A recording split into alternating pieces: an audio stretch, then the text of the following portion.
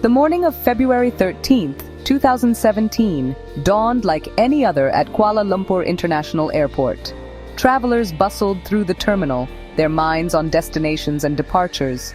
Amidst the familiar rhythm of international travel, a chilling scene was about to unfold, one that would send shockwaves across the globe.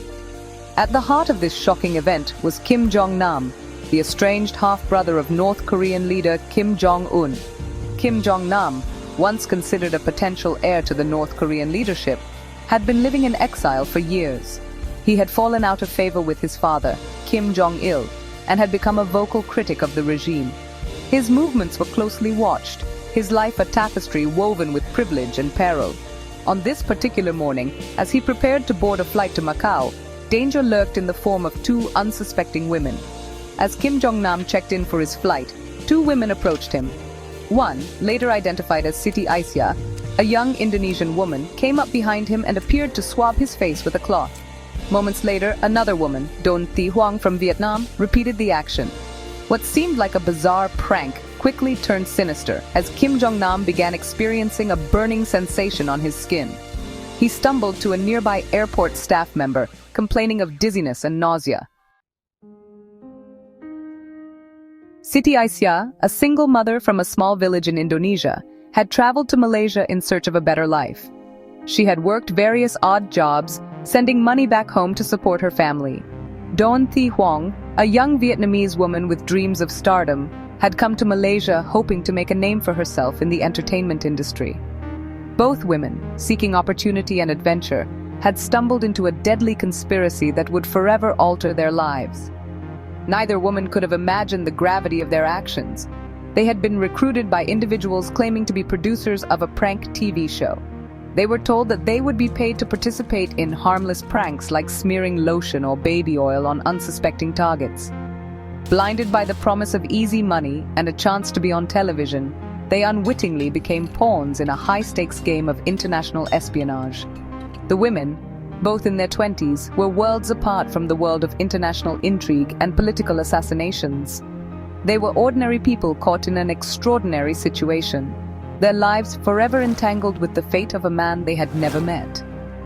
As the investigation into Kim Jong-nam's death unfolded, their stories would become central to unraveling the truth behind the assassination. Don't forget to subscribe to my YouTube channel, like, comment, and share to help grow our community. The bustling Kuala Lumpur International Airport, a hub of constant activity, was also a place of constant surveillance. Every corner, every entrance and exit was monitored by a network of CCTV cameras, silently recording the comings and goings of countless travelers. It was this ubiquitous surveillance that would prove crucial in piecing together the events of that fateful morning and exposing the intricate plot that led to Kim Jong-nam's demise. The CCTV footage, grainy but undeniable, showed Aisyah and Huang approaching Kim Jong-nam. It captured the moment they smeared the substance on his face, their movements seemingly rehearsed, but lacking any sense of malice. The footage also showed the women leaving the scene separately, their faces betraying no hint of the deadly act they had just committed. The images, broadcast around the world, painted a chilling picture of a well-planned assassination, executed with chilling precision. As investigators analyzed the footage, they noticed something peculiar. The women, after smearing the substance on Kim Jong-nam, were seen heading directly to restrooms within the airport. This detail, seemingly insignificant at first glance, would become a crucial piece of evidence supporting their claims of innocence. It suggested that they were following instructions to wash their hands after the prank, unaware that they had handled a deadly nerve agent. Don't forget to subscribe to my YouTube channel, like, comment, and share to grow our channel. The arrests of Siti Aisyah and Doan Huang sent shockwaves through their home countries. Indonesia and Vietnam, both with delicate diplomatic relations with North Korea, found themselves thrust into the center of an international incident. The women, facing murder charges and the death penalty in Malaysia, became pawns in a high-stakes game of diplomacy and legal maneuvering. The trials, closely watched by the world, were as much about international intrigue as they were about the guilt or innocence of the two women. The prosecution presented a case built on CCTV footage, witness testimonies, and forensic evidence linking the substance used in the attack to VX nerve agent, a banned chemical weapon.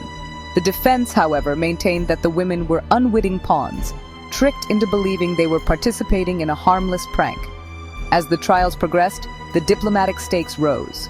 Indonesia and Vietnam, while publicly calling for a fair trial, also exerted pressure behind the scenes. The fate of the two women became intertwined with the complex web of international relations, highlighting the delicate balance between justice and diplomacy. The pressure, it seemed, had an effect. Section 5. The Shadow of North Korea. Allegations and elusive suspects. From the moment news of Kim Jong-nam's assassination broke, suspicions immediately fell upon North Korea. The audacious nature of the attack, the use of a banned chemical weapon, and Kim Jong-nam's history of criticizing the regime all pointed towards a meticulously planned operation orchestrated by Pyongyang. North Korea, however, vehemently denied any involvement, dismissing the allegations as a politically motivated smear campaign. While North Korea maintained its innocence, evidence began to mount suggesting otherwise. Investigators identified 4 North Korean men who had fled Malaysia on the day of the murder. These men, believed to be intelligence operatives, had allegedly recruited and trained Aisha and Huang, providing them with the VX nerve agent and instructing them on how to carry out the attack. Despite an Interpol red notice issued for their arrest, the suspects remain at large, their whereabouts unknown. The alleged involvement of North Korean agents in the assassination sent shockwaves through the international community. It raised concerns about the regime's willingness to use lethal force beyond its borders and its disregard for international law. The incident served as a stark reminder of the dangers posed by North Korea and the challenges of holding the reclusive state accountable for its actions. Don't forget to subscribe to my YouTube channel, like, comment, and share to help grow our channel. Section 6. The Exiled Heir, Kim Jong-nam's Life and Perilous Path. Kim Jong-nam, the eldest son of former North Korean leader Kim Jong-il, was once considered a potential successor to his father. However, his fate took a dramatic turn in 2001 when he was detained at Narita International Airport in Japan for attempting to enter the country on a forged passport. The incident, widely publicized, embarrassed the Kim dynasty and led to Kim Jong-nam's exile from his homeland. Following his deportation from Japan, Kim Jong-nam lived a peripatetic life, moving between various countries, including China, Macau, and Malaysia. He became increasingly critical of the North Korean regime, publicly questioning his half-brother's leadership and advocating for reforms. His outspokenness, coupled with his lineage, made him a target, his life constantly under threat. Kim Jong-nam's assassination, a brutal reminder of the ruthlessness of the North Korean regime, also shed light on the precarious lives led by those who dared to oppose the Kim dynasty. His death served as a chilling warning to potential dissenters, both inside and outside North Korea, of the price of defiance. Don't forget to subscribe to my YouTube channel, like, comment, and share to grow our channel.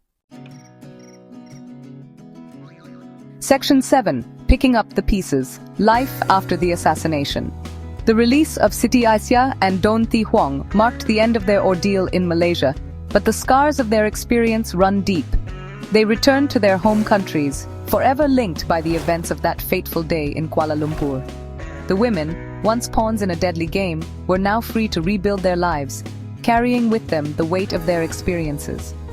Don Thi Huang, upon her return to Vietnam, has maintained a low profile, seeking solace in the comfort of her family and community. She has spoken about her ordeal, expressing remorse for her role in Kim Jong-nam's death while maintaining her innocence. Siti Aisyah, back in Indonesia, has also chosen to keep a low profile, focusing on her family and trying to move on from the trauma of her imprisonment. The assassination of Kim Jong-nam left an indelible mark on the lives of Aisyah and Huang. They were, in many ways, collateral damage in a larger geopolitical game, their lives upended by forces beyond their control. Their story serves as a stark reminder of the human cost of political intrigue and the long shadow cast by international espionage. Section 8. A ripple effect.